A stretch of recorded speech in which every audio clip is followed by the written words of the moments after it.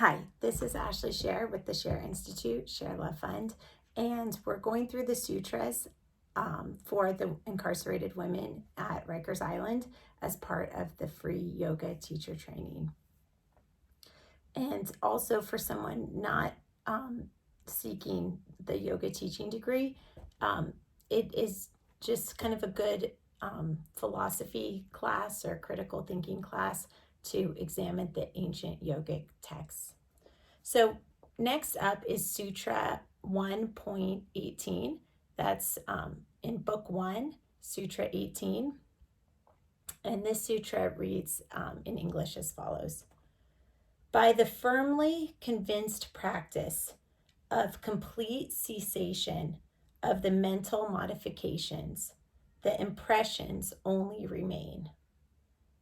This is the other contemplation, or contemplation is also can be translated as meditation. So what does this mean? In this form of contemplation or meditation, the buried seeds are wants or desires. They can still come to the conscious mind because they're part of our memory. And when we give opportunity to it, when we feed into those memories and those desires, it can pull you into what they call the worldly experience, or into the needs and wants of your immediate environment today. So we first try to meditate to eliminate these feelings of desires, and we try to even let go of the ego feeling. I need this, I need that. And when we have no ego, there is still these seeds or impressions,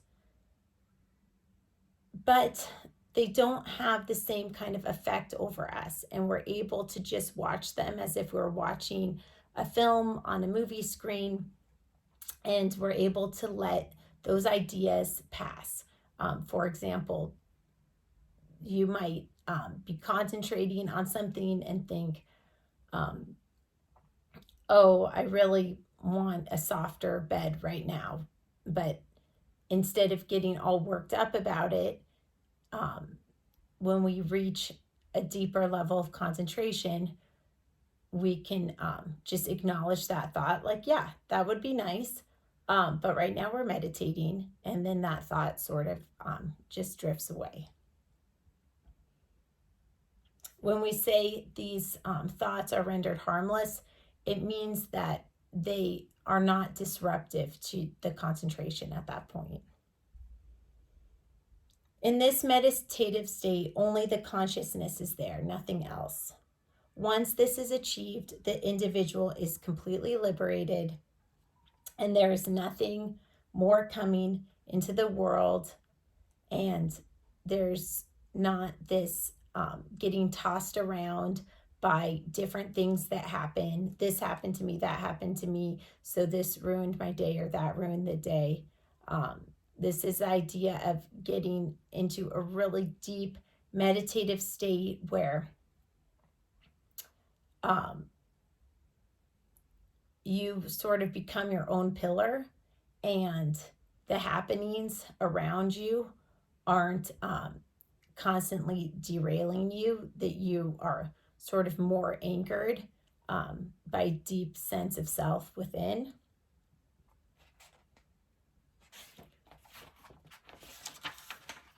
This sutra talks about being in the world, but not as involved in it, sort of more as an observer.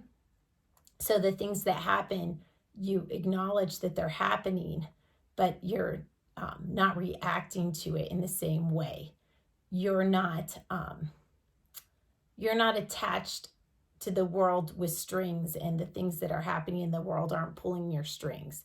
You are sort of creating a bubble of calmness around you, and you're witnessing things that are happening in the world, and you're choosing what and how to interact.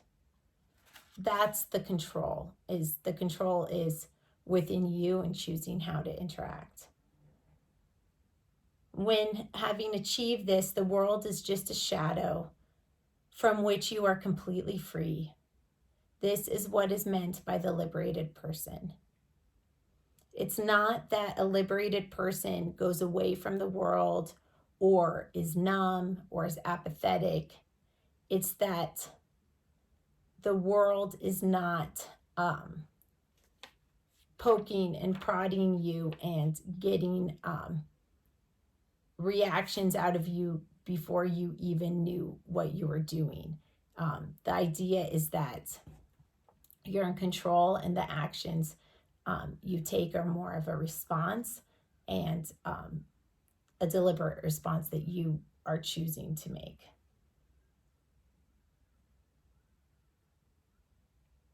It's the idea of feeling free regardless of your environment, because you are free to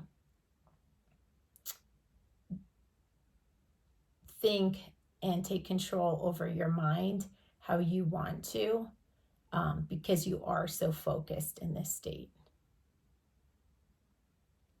So the idea is to first understand nature and how you are a part of nature, and then to really focus and rise above that, to try to push the environment or the nature, distinguish it as something separate from you so that you can take control over it. And you're not really taking control over it, but you're taking control over not reacting to it. And in that sense, there is a liberation that you may experience, because you are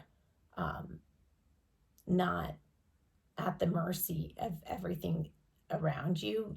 You are controlling your feelings. The things around you are happening. You can't stop them, but you can control how you feel about them. And that's the takeaway here, is just controlling your reactions to things. Sometimes people try to get control over the world by going in a cave or going away to the forest or being a recluse. And obviously that's not an option if you're incarcerated, but even if it was, it doesn't work. Nature will always catch up to you, and doesn't matter how isolated you make yourself or how in your face other people are. This idea of deep meditation, it's irrespective of your physical surroundings. People who think, okay, well, I'll just separate myself to go into deep meditation, they can never hide anywhere or never go anywhere. Nature will always follow. There's no way to escape sort of the reactions, except by mastering your own self.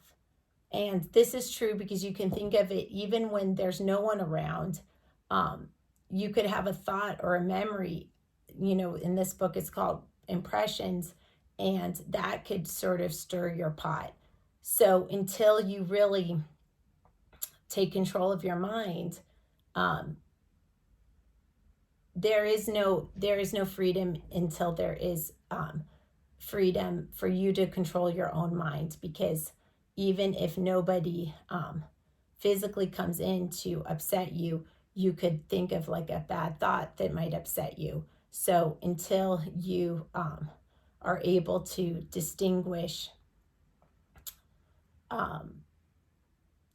thoughts from reacting versus responding, until we master being an observer and choosing what to participate in, that's the real liberation, is being able to be in a chaotic environment and choose what to give our energy to, and how to react with it. So that is the concept here of deep meditation, and I will leave you with that. Namaste, and thank you for your time.